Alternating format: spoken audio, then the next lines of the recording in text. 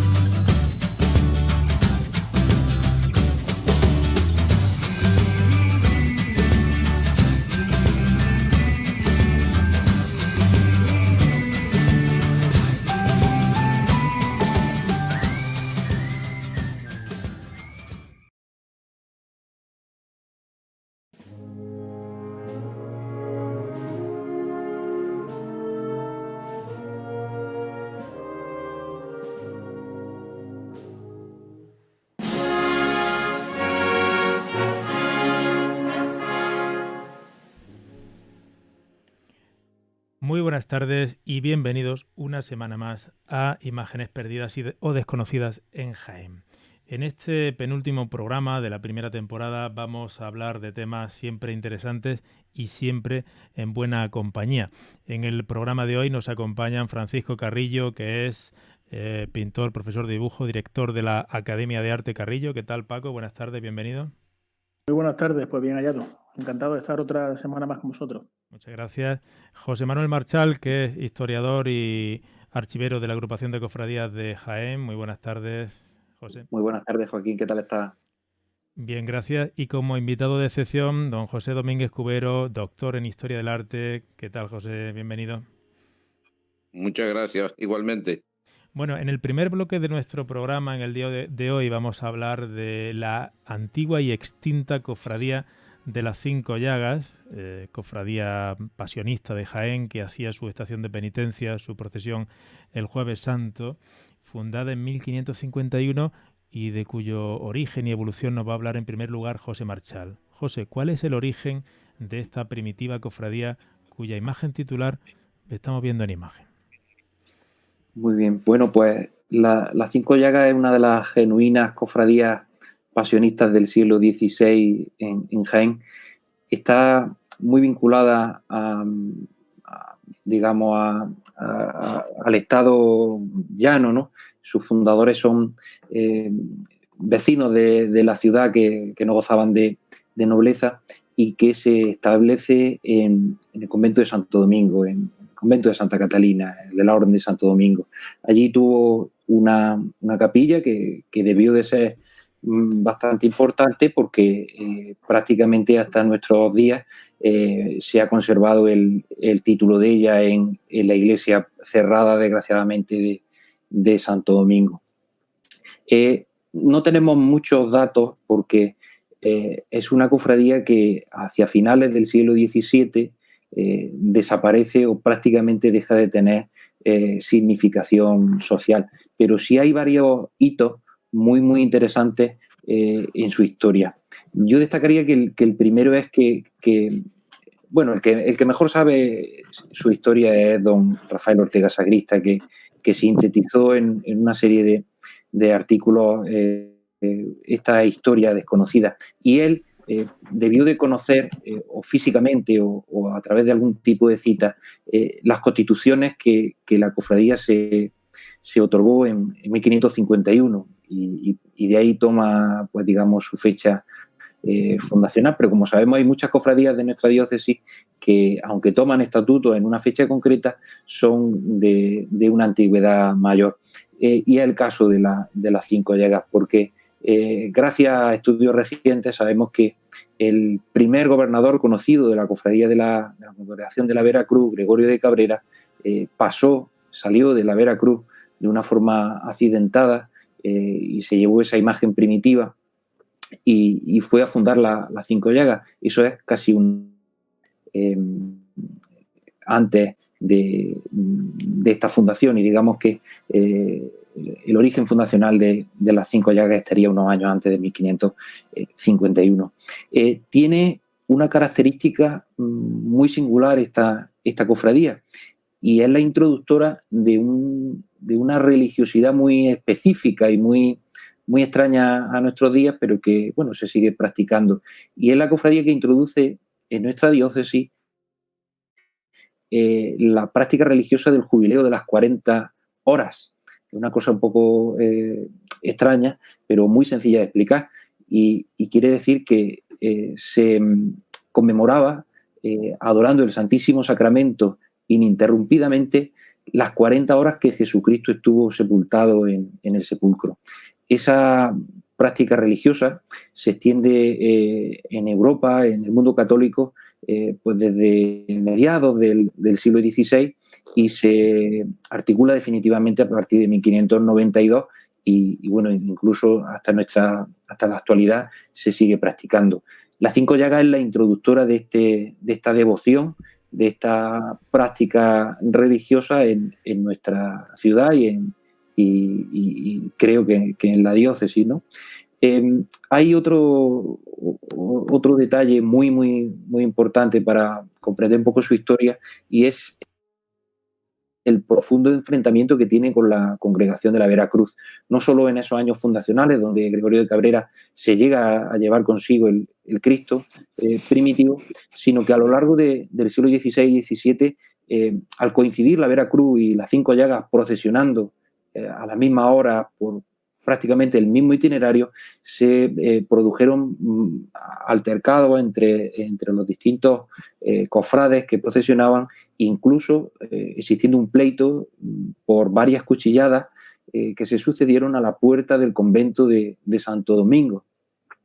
Un episodio que fue resuelto por el corregidor de la ciudad con medidas muy, muy estrictas y, por ejemplo, prohibiendo que los hermanos penitentes, tanto de sangre como de luz, fueran armados. Es decir, que... Esto de la pelea entre cofrades no es nuevo entonces, ¿no? Es una tradición venerable. Más entonces era con espada y cuchillo, ¿no? El caso es que a finales del siglo XVII la cofradía entra en crisis, traslada su sede de Santo Domingo a San Agustín, y con el siglo XVIII en decadencia cofrade es cuando le perdemos la pista y intuimos que la desamortización de los bienes eclesiásticos del siglo XIX pues terminó de extinguir esta ilustre cofradía de nuestro pasado. Bueno, esta pregunta va dirigida a don José Domínguez Cubero. ¿Cuáles eran las imágenes primitivas o los diferentes pasos que llegó a tener esta cofradía de las Cinco Llagas? El primer dato que me encontré yo referente a la cofradía de las Cinco Llagas hacía alusión al encargo a un escultor de la escuela de Juan de Reolí. En concreto era cuñado suyo, Luis de Aguilar, de una imagen de la Virgen, de una angustia, con el Señor en los brazos, con su hijo yacente en los brazos, para procesionarla en la solemne procesión que solía ser la cofradía. Eso no me acuerdo exactamente, lo tengo publicado, pero no me acuerdo exactamente si fue en el año 51 o 52. E inmediatamente después, al año siguiente, se presentan dos cofrades de la Cofradía de la Sangre de Linares para encargarle al mismo escultor otra imagen exactamente igual que la que había aquí en Jaén, que la que encargaron que encargó la Cofradía de Jaén. Que es precisamente, perdona, Pepe, esta que estamos viendo en imagen. Ya comenté yo que no sé en donde lo publiqué, también parece que fue en Pasión y Gloria. Tuve la suerte de encontrarme una fotografía de la Virgen de la Soledad de Linares. Y se explicaba, o me explicaron, que esa era la Virgen que se constituyó, que se realizó para la primera procesión. O sea, la misma que hizo Luis de Aguilar, pero que la habían puesto erecta porque estaba sentada con el cuerpo yacente de su hijo en los brazos, la habían puesto erecta, le habían puesto las manos cruzadas sobre el pecho al estilo de La Soledad de Gaspar Becerra, y estuvo hasta la guerra haciendo la procesión de la Soledad de la iglesia de Santiago, ahora parroquia y antes convento de Santiago, no, de San Francisco, de los franciscanos. Ahora bien, esa procesión tenía como titular el Cristo de las Cinco Llagas. Ya sabemos cómo y de dónde procedía ese Cristo de las Cinco Llagas. Parece ser, y todas las posibilidades las tiene, de que es el Cristo que todavía perdura y que le saca la procesión del silencio de la iglesia de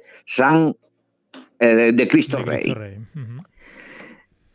Parece ser que Gaspar de Cabrera, que era espadero, el primer gobernador de la cofradía de la Veracruz, cuando intentaron hacer las dos cofradías, hubo una disputa entre los hermanos y se pelearon, debió de ser en do mayor, porque él cogió el Cristo que debió de encargarlo y se lo llevó a la cofradía de las Cinco Llagas.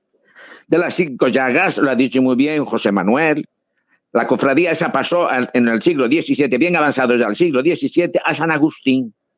Cuando se marcharon los jesuitas del convento de San Eufrasio, de su casa conventual, la casa de los jesuitas, donde actualmente está el conservatorio, pues se trasladaron con todo su enser, entre las que iban el crucificado. Ese crucificado parece que allí estuvo con menos fuerza, con menos devoción, ya empezó el enfriamiento, porque mientras estuvo en el convento de San Agustín, como antes en el convento de Santo Domingo, presidía el presbiterio en una cruz embuida, en una especie de caja en forma de cruz, embuida dentro del retablo mayor. De manera que en San Agustín adquirió tanta importancia que se conocía por el Cristo de San Agustín. Y tiene razón el que ese Cristo estuviera dispuesto siempre sobre una cruz, porque es muy plano por la parte de atrás. Es del tipo de imagen de chuleta. O sea, que las espaldas las tiene muy verticales. También para adaptarse a la cruz. La cruz de Cristo siempre ha tenido, no sé por qué le han quitado ahora a la cruz, ha sido una cruz cuadrada, no una cruz arbórea como se la han puesto ahora. No le va. Los Cristos del XVI nunca tuvieron cruz arbórea. A finales del siglo XVI, sí, después de Trento, por la búsqueda del naturalismo. Eso le iba a preguntar precisamente. Era una cruz rectangular. Sí, digo que estos Espera Cristos... que voy a terminar, Sí. es decir, mira, después ese Cristo ya en el convento de San Eufrasio estuvo como si no orillado, sí por lo menos quitado en medio, y creo que en la sacristía. Cuando la desamortización o cuando el edificio se pasó, fue después, cuando el edificio pasó al instituto, no sé si antes tuvo otra misión, entonces fue cuando el Cristo se trasladó a la iglesia de San Clemente. Y ahí estuvo cuando se dieron cuenta de que ese Cristo lo podía valer a la nueva cofradía que se había formado del silencio, y se lo llevaron al lugar en que se encuentra ahora. El autor,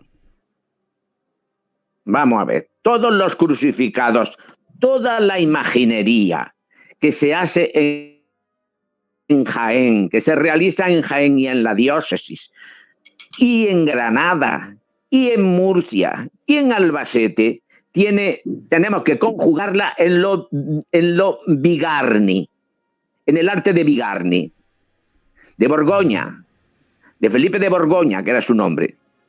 Este hombre logró introducirse aquí en nuestra zona por el retablo de la Capilla Mayor de Granada y por el coro de la Catedral de Jaén. De manera que esa tipología se nos difunde porque, entre otras cosas, los que se vinieron a trabajar aquí fueron dos discípulos suyos. Uno que era Jerónimo Quijano, que había trabajado en Burgos, y otro Diego de Siloé. De manera que Quijano y Siloé siguen su estilística, sus maneras, y son los responsables de todos los crucificados que hay en esta comarca artística que forma la Andalucía oriental, con parte del Levante murciano, incluso parte de Albacete, del albaceteño. De forma que esa es la relación y la similitud que existen entre todos estos crucificados, que son muy difíciles de identificar si los quitamos del contexto general. Pero luego tienen unas particularidades, eso es el que lo analiza bien si se da cuenta. Los crucificados de Juan de Reolí, que fue un discípulo directo de Diego de Siloé, se formó primero en Sevilla, pero en Sevilla no alcanzó el ímpetu clásico que se estaba formando en Granada con la realización de su capilla, de su catedral y de todo la savia del mundo humanístico que le entró directamente de Italia y nos llegó al mismo tiempo a nosotros. De manera que este hombre que se formó primero en Granada, en Sevilla, y luego después en Granada, estuvo trabajando con Diego de Siloé. Y sus Cristos tienen mucha vinculación con Diego de Siloé. Diego de Siloé todavía practica ese rito, ese riptu medieval, de caras dolorosas, pero en unos cuerpos ya perfectamente estilizados en el sentido y anatomizados en el sentido del clasicismo italiano. Este Cristo es uno de ellos. Además tiene la característica propia y sus particularidades. Si observamos la boca la tiene abierta, una boca desencajada, de persona yacente, muerta, y el arco superior del labio lo tiene en lo que pudiéramos decir el intradós, muy plano y muy profundo. Eso lo tiene el Cristo del silencio. El Cristo que estaba en el cementerio de San Eufrasio. El Cristo yacente que se mantiene en la Capilla de los Dolores de la Catedral. El Cristo de la Veracruz, que le llaman también de los jornaleros, en Torre. Otro Cristo que ahora hace de yacente en Pegalajar. Otro Cristo, la cabeza no la tiene, pero el cuerpo es de los más perfectos que tiene, que está actualmente en Castellar, el Cristo del Calvario. Y así podríamos decir mucho, porque es que el Cristo de la Veracruz se hizo modélico para todo lo que se hacían después. De forma que hay muchísimas reproducciones. La última que me la encontré este invierno, alentada por el deán, que me dijo que fuera a ver un crucificado que estaba en Canena, en el presbiterio de Canena, y que él le parecía que pudiera ser uno de ellos. Efectivamente, otro Cristo de Juan de Reolí. O sea que tenemos una buena colección. Muy importante, que ahora con que se iba a realizar una exposición sobre los crucificados, hubiera sido el momento, no se ha realizado por la pandemia esta famosa y dichosa al mismo tiempo, que hubiera sido la ocasión para hablar de todo esto y hacer una exposición donde saliera la importancia del crucificado en la diócesis de Jaén. Aparte de este paso que conocemos y de la imagen de la Dolorosa, ¿qué otra escuadra o paso llegó a tener la cofradía, don José? Sí, en el siglo XVII, un escultor que sí que había que hincarle el diente, que se llamaba Juan de España, nos realizó una imagen de la coronación de Cristo, otro de la humildad. Y luego después sacaban también en procesión al titular del convento, a Santo Domingo. Todo eso eran 3 escuadras, más 2 de la Virgen y del Señor, 5. 5 escuadras de una cofradía. Llegaron en el siglo XVII, en el XVI creo que todavía no se hacía la procesión nada más que con las titulares.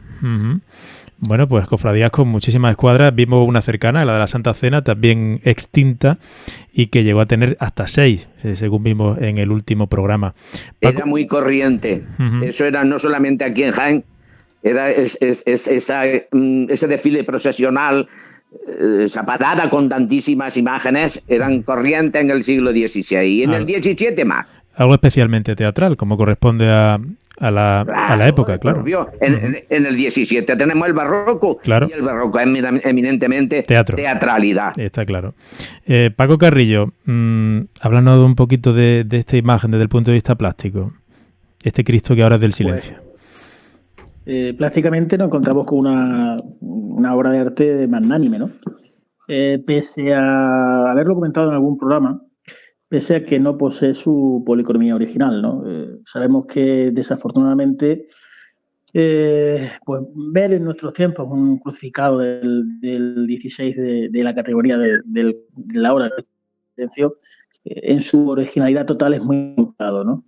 El crucificado ha sido, en cierta ocasión ha sido restaurado, y una de las peores restauraciones bajo mi punto de vista y mi criterio artístico fue la sustitución de la policromía original por una policromía que hizo Paco Cerezo y Constantino Unguite, que ya hemos repetido en alguna ocasión, que posiblemente no, anulan totalmente esa policromía nacarada de la época que hacían alusión. Cabe el dato, y me consta por personas influyentes y bueno, que no ha llegado, que no era del gusto de los restauradores, y esa policromía pues fue cercenada, fue quitada.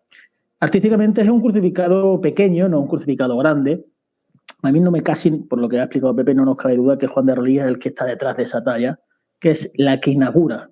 Juan de Rolí es el que inaugura los crucificados en el Reino de Jaén y, por tanto, es la muestra de todos los crucificados que luego van a ir saliendo. A mí me interesa muchísimo, sobre todo, la manera de ejecutar que tiene el escultor, la plasticidad que tiene. Pepe ya ha dado unos claves interesantes, sobre todo de las facciones del crucificado. Quizás más, todavía con ese cierto tenebrismo y la tensión que todavía muestra en ciertos aspectos. Uno de los rasgos significativos de estos escultores, sobre todo de Reolí, y que luego, digamos, abanderan todos los que vienen detrás, como son Cuellar, Figueredo, Telles, es lo portentoso de los antebrazos y las piernas. Tienen un sustento bastante arraigado, que por otro lado pues beben de los maestros que ha citado Pepe antes, y bueno, pues tiene una singularidad excepcional, ¿no?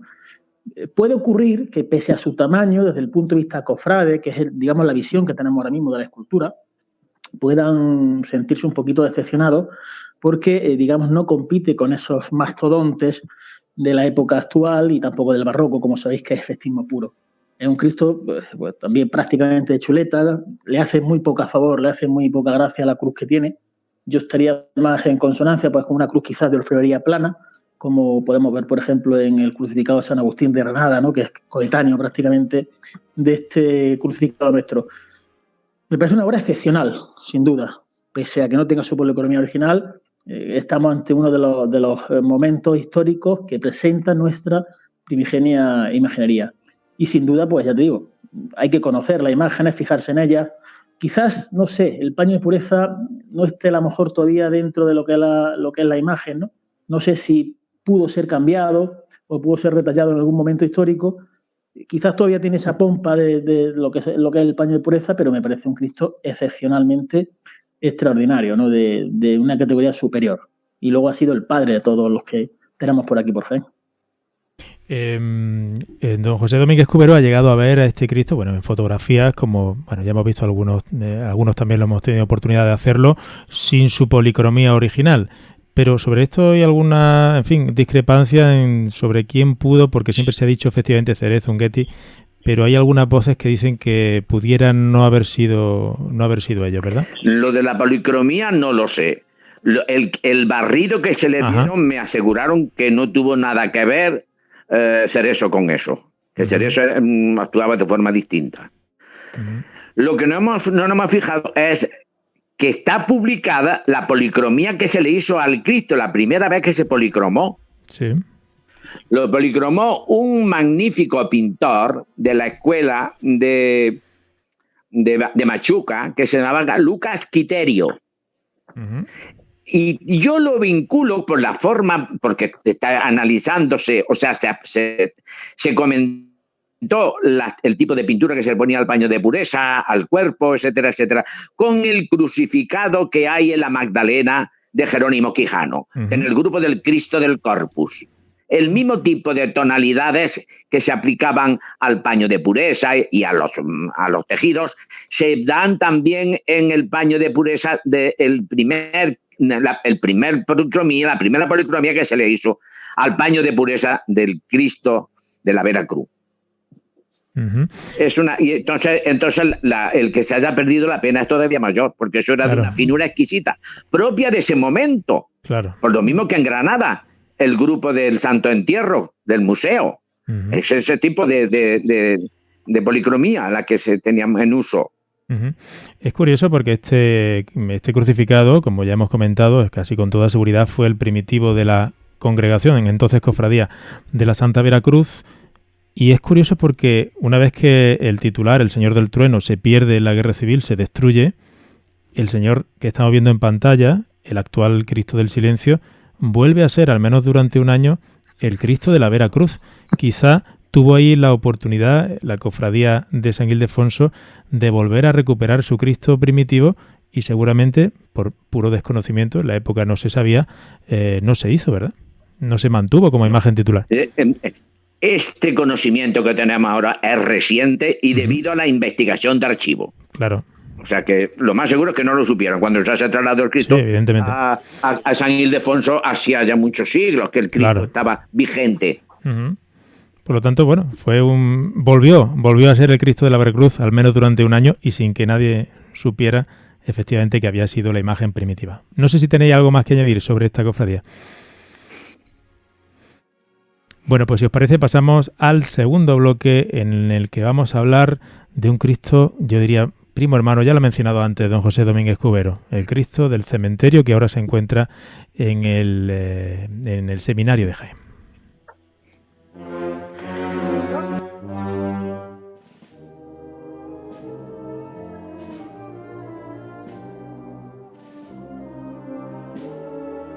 Y aquí tenemos otra de las joyas del siglo XVI en Jaén, don José Domínguez Cubero. El Cristo del cementerio, que en algún lugar hemos leído Cristo de la sangre, no sabemos realmente el origen de esa vocación, y que actualmente se encuentra en el seminario de Jaén. ¿Cuál es el valor de este Cristo crucificado? Vamos a ver, hace ya mucho tiempo, quizá a mitad de la década de los 90, me dijo el malogrado Manuel López Pérez, buen amigo mío de toda la vida, colaborador.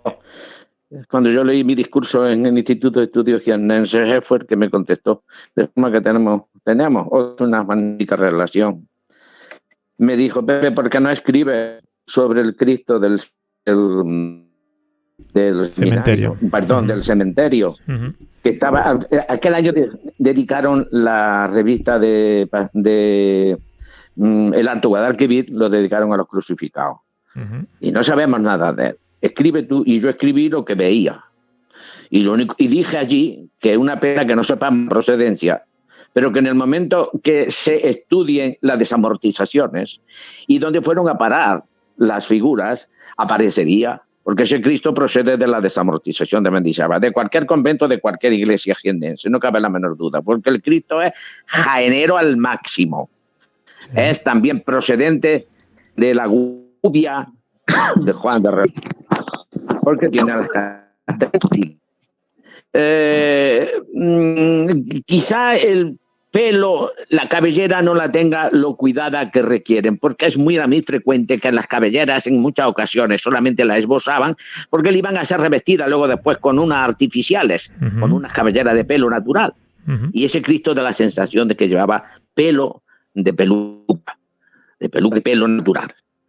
Sin embargo, el perizoma sí está totalmente dentro de los preceptos estilísticos de la escultura de Juan de Reolí.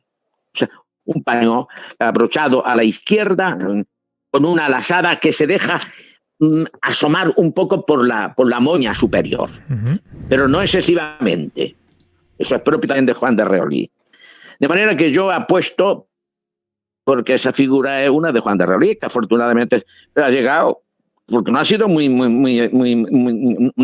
habido mucha pérdida de los crucificados, ya lo dije antes, de Juan de Reolí.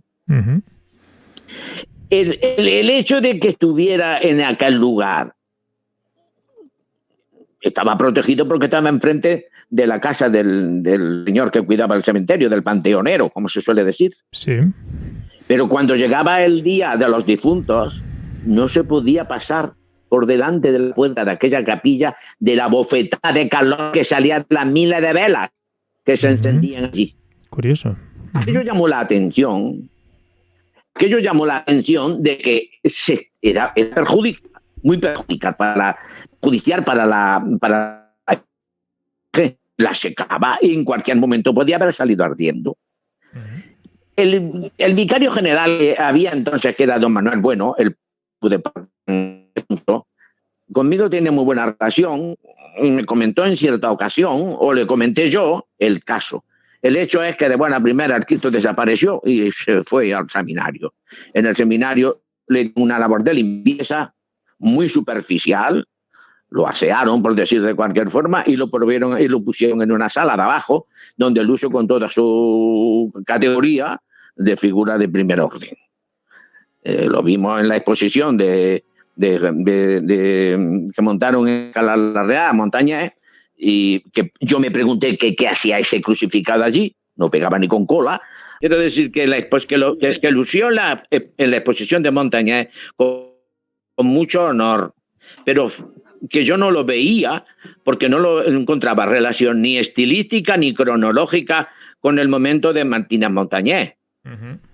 Y quisiera, para analizar el momento que se encontraba la escultura de Jaén en tiempos de Montañés, tampoco, porque ese Cristo no debió de realizarse pasado la década de los 60. En 1560. En 1500, al final de 1560, Juan de Reolí le interesaban otras cosas y dejó la escultura. Ajá. Dato curioso. De manera que en ese momento es muy importante porque nos habla de la cronología activa de este personaje. Claro. Paco Carrillo, ¿qué podemos comentar? ¿Qué quieres comentar de este crucificado?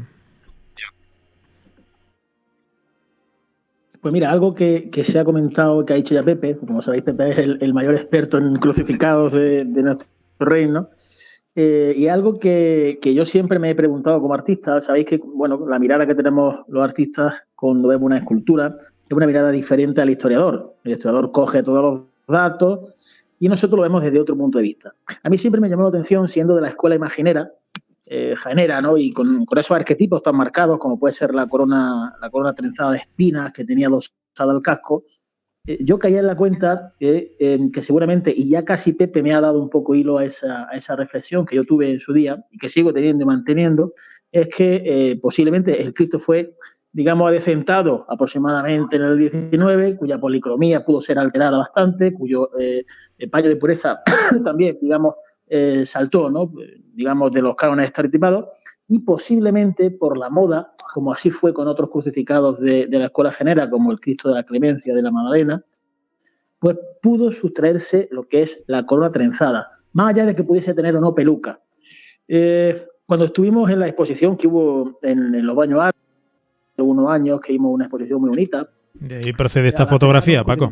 Cuando lo veíamos un poco entre bastidores, sí se puede apreciar y se podría hacer por una restauración un poquito más elaborada. Se podría ver perfectamente si realmente tuvo ese crucificado alguna corona trenzada al tipo por ejemplo, de que estamos acostumbrados del crucificado, por ejemplo, de Santa Clara de la Misericordia, o otros crucificados como del Silencio, con esa corona trenzada y digamos, adherida al casco, ¿no? Es una de las singularidades. Como crucificado es extraordinario. Quizás no esté a la altura estilística, no lo sé, a lo mejor tiene que ver algo más el de taller, quizás un poquito más bronco en lo que es la hechura de la talla, pero es un crucificado de primer orden, ¿no? Y como hemos dicho y como se ha comentado, es singular de nuestra tierra. Y mira, pese a que muchos nos dicen, ¿no?, que aquí no hay tradición y que no hemos venido de nada y esto ya ha salido solo, pues mira, fijaros que acabamos de hablar posiblemente de dos atribuciones muy, muy cercanas a Juan de Rolí, que están dando testimonio de que nuestra Semana Santa tiene unas raíces profundísimas. Y de ello, esta sección y este programa que estamos haciendo hoy, que es un programa jaenero por antonomasia, claro. José Manuel, algo que apuntar desde el punto de vista histórico. Comentarlo. Sí, a mí me gustaría comentar dos temas en relación con esta imagen, y es, poner un poco en valor la cuestión del cementerio de San Eufrasio y digamos, la construcción que en el siglo XIX se hace allí. El cementerio de San Eufrasio tiene el origen en el año 1829, digamos que es ya la primera desamortización del siglo XIX. Había sucedido la fuerte, estaba todavía por venir la del año 36, y hay un detalle muy importante para entender quizás el origen de esta imagen, y es que el terreno sobre el que se levanta el cementerio era de propiedad de la iglesia, ¿no? Creo que del Cabildo de la Catedral. Esa propiedad eclesiástica creo que se mantiene, pero que se hizo pues hasta 1927 con la administración del cementerio, ¿no? Y ya se convierte de titularidad municipal en ese tiempo. El proyecto del cementerio y por lo tanto de la capilla, que es lo que me resulta a mí interesante, es de un arquitecto, yo creo que de los últimos del neoclásico de Jaén, que es Manuel López Lara, del año 1829. La capilla es muy interesante, aunque está muy deteriorada por los distintos, lo hemos comentado, ¿no? La cuestión de las velas, la cuestión del propio deterioro del paso del tiempo, y muy interesante también el retablo neoclásico que todavía podemos ver allí y que acogía la imagen del crucificado, y que es directamente pues parte de toda esa estilo, de toda esa conjunto de retablos que fueron tan habituales a finales del siglo XVIII y a lo largo de los primeros años del siglo XIX en nuestra diócesis, a raíz de los trabajos de Manuel Martín Rodríguez como retablista, como arquitecto del neoclasicismo, sobre todo a raíz de la construcción de los retablos laterales de la cabecera de la Catedral de Jaén, ¿no?, que son los que fijan esa tradición. Por lo tanto, capilla, cementerio y retablo, que también son muy, muy singulares, asociados a esta imagen de crucificado, ¿no? Interesantísima tu aportación y la de nuestros colaboradores. Si os parece, pasamos al siguiente bloque del programa, en el que a más de uno le vamos a descubrir un Cristo absolutamente formidable de la ciudad de Jaén.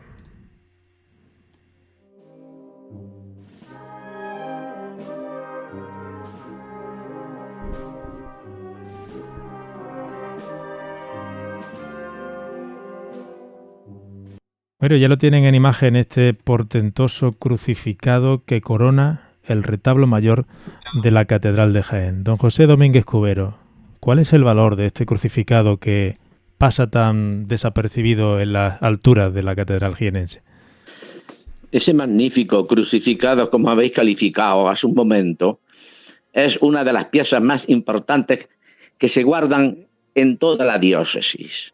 Es una pieza totalmente documentada, propia de ese escultor castellano, toledano, Sebastián de Solís, que nos llega aquí al borde de termina la década de los 70, en el 79 parece que fue, y se nos queda hasta el año 30 del siglo siguiente.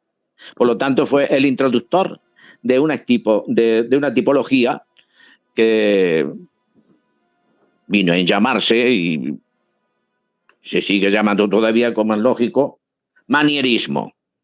Los crucificados primeros, las obras primeras de Sebastián de Solís, son unas obras caprichosas. ¿Qué es el manierismo? El manierismo no es ni más ni menos que la interpretación particular que hace el autor del clasicismo. Hace unas figuras en movimiento, de expresiones totalmente nuevas, en este caso dolorosas, porque se trata de imágenes de pasión, pero también le toca el cambio hacia el naturalismo del 17, hacia el naturalismo barroco.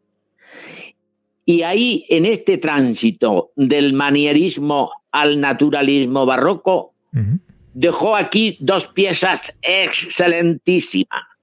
Uno, el crucificado que corona el retablo mayor de San Andrés de Baeza, y otro, el que lo hace en el retablo mayor de la Catedral de Jaén. Este crucificado de la Catedral de Jaén, pese a ser realizado desde el momento para ser visto en altura, el autor no escatimó para darle la textura y la exquisitez primera en la talla.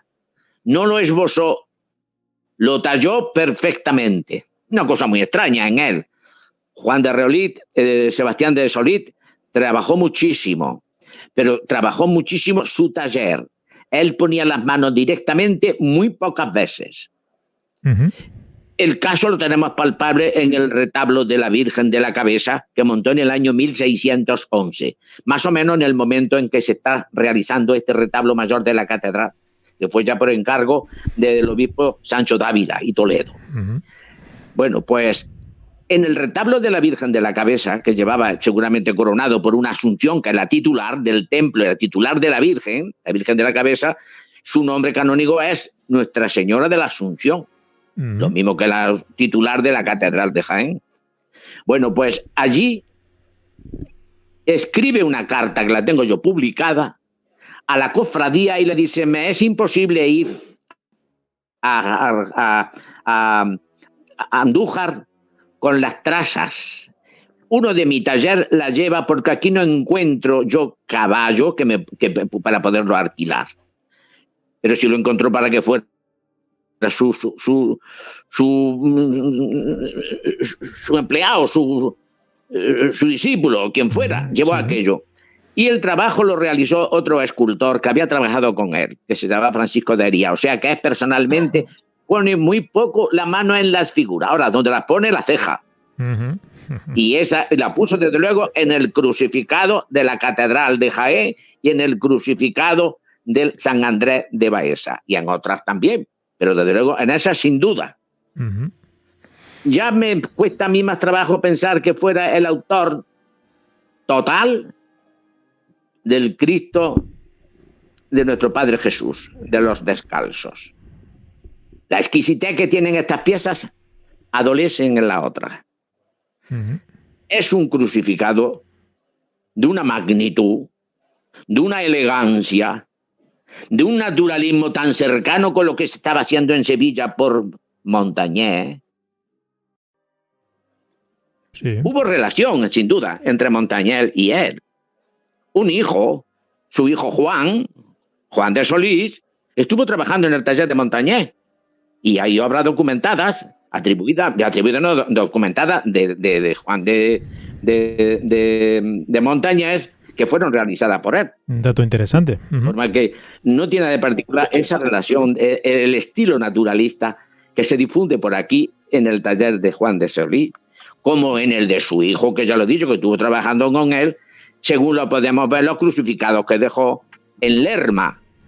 Este año he estado viendo ya, volviendo a ver, a propósito de la edad del hombre, pues estuve en Lerma, quedé con un amigo que es catedrático en la Universidad de Burgos, y me dijo: Pepe, cuando vayas a Lerma a ver tus Cristos, yo voy a ir contigo. Bueno, aquella noche tomamos más vino de la cuenta y se levantó que no le apetecía, y fui yo solo. Entonces, daba la fatalidad Tuvimos la fatalidad de que en el convento de las Clarisas habían montado parte de la exposición de la Edad del Hombre y entonces no se veía con toda su completo la imagen. Pero no me puedo quejar porque se lo dije a este amigo mío y me mandó una fotografía espléndida. De todas formas, la tengo yo publicada también en la revista Pasión y Gloria del año pasado, me parece que fue. Es una pieza de primera magnitud. Si eso se pudiera bajar, lo pudiéramos contemplar abajo, nos quedaríamos con la boca abierta, pasmados. Una pieza magnífica, de una grandiosidad enorme, porque claro, tenía que presidir desde las alturas. Claro. Y a pesar de los traslados que ese Cristo, que ese retablo ha padecido y de las reformas que se le han hecho, se mantiene muy bien, sobre todo la imaginería.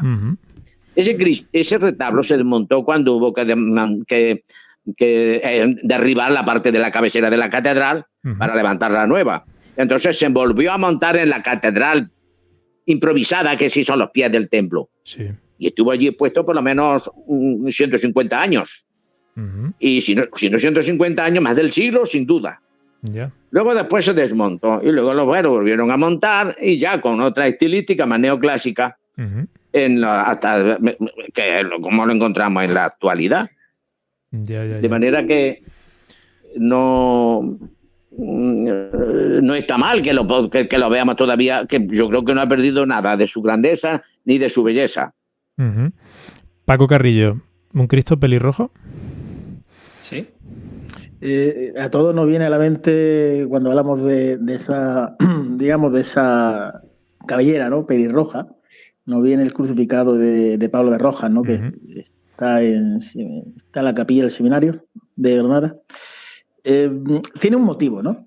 No es que si quisiera hacer un Cristo pelirrojo, igual que le ocurría a Rojas, sino que a través de los años, fijaros que Pepe ha dado un dato también muy interesante, y es que prácticamente el retablo es una cápsula temporal, ¿no? Independientemente de haberlo desmontado, no ha sido alterado en ninguna ocasión, que sepamos, y el crucificado pues tiene, digamos, toda la pureza con la que fue creado. Quizás tenga algunas consecuencias de haber trapicheado un poco la imagen, pero prácticamente no ha llegado a nuestros días tal cual es.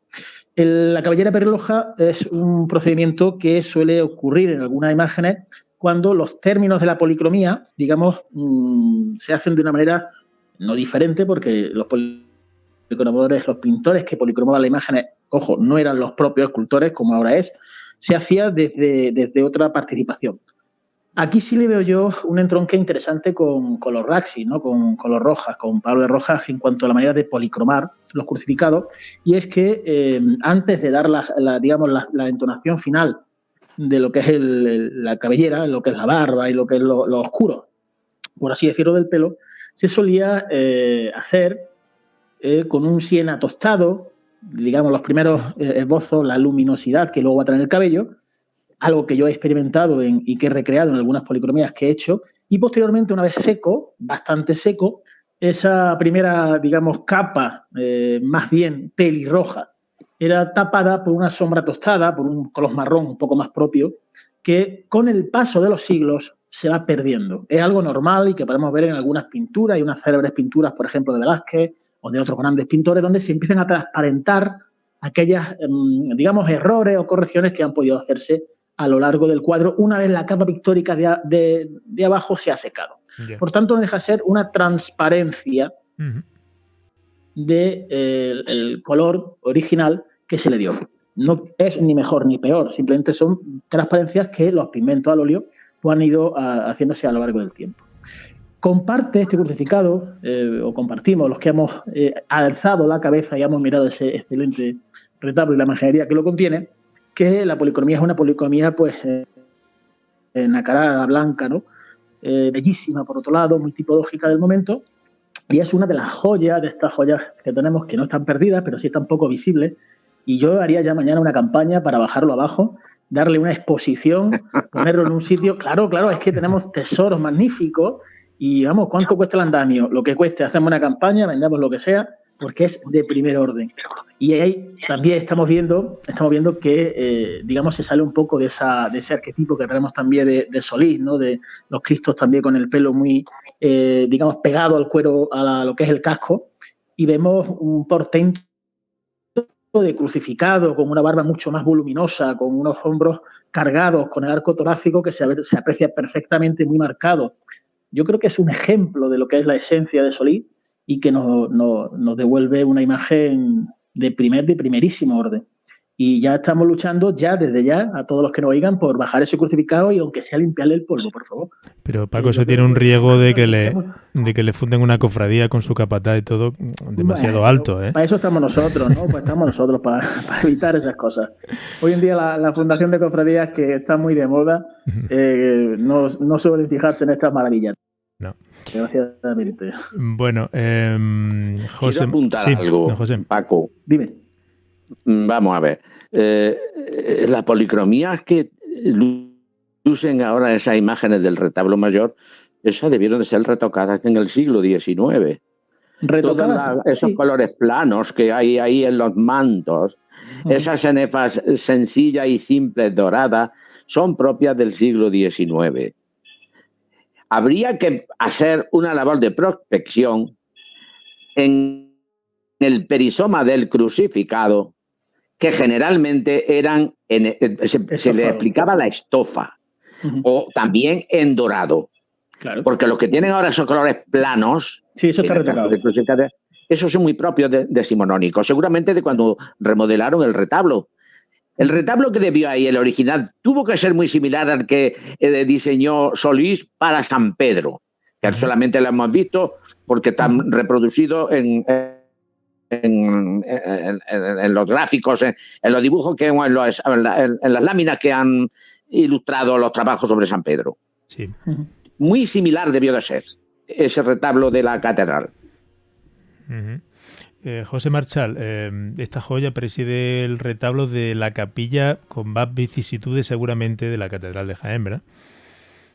Pues sí, efectivamente. Además, la capilla más importante de la diócesis, ¿no? que tiene en su corazón la reliquia del Santo Rostro y seguramente la capilla más estimada de nuestra historia y con más historia de la catedral.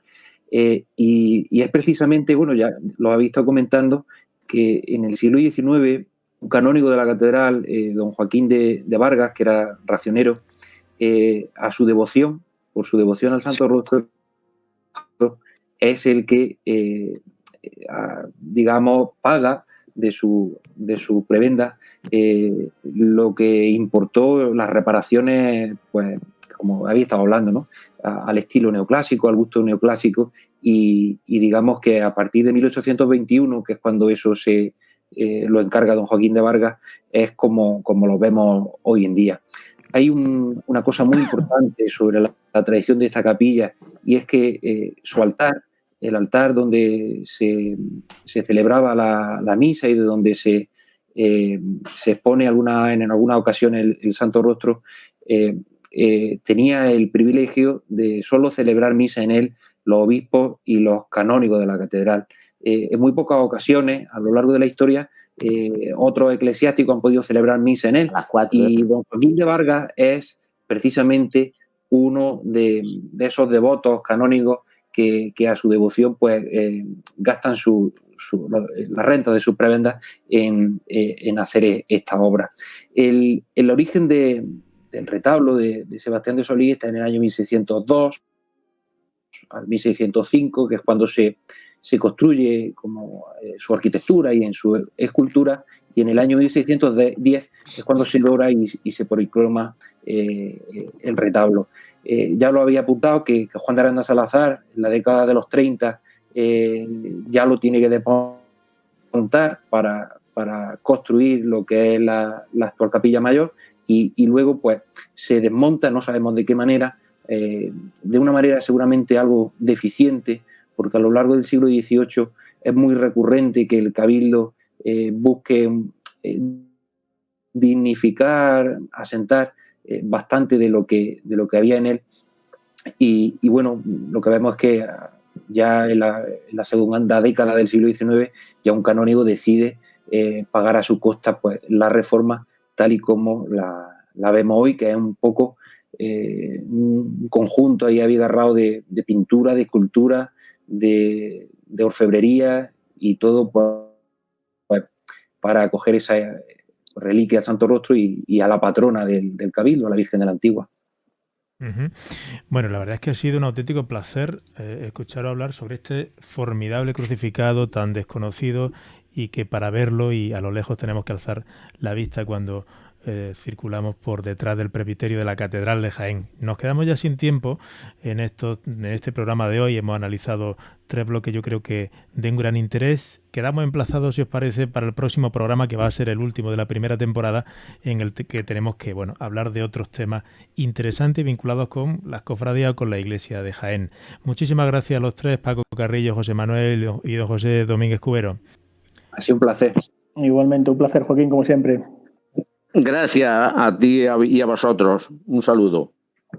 Y a ustedes, a vosotros, les emplazo y os emplazo a la semana que viene en Canal Jaén Cofrade a partir de las 6:30 el domingo y en la radio de la Universidad de Jaén en el 103.9 de FM el lunes en la repetición a las 12 del mediodía. Muchísimas gracias por vuestra atención, por su atención. Que pasen una feliz semana.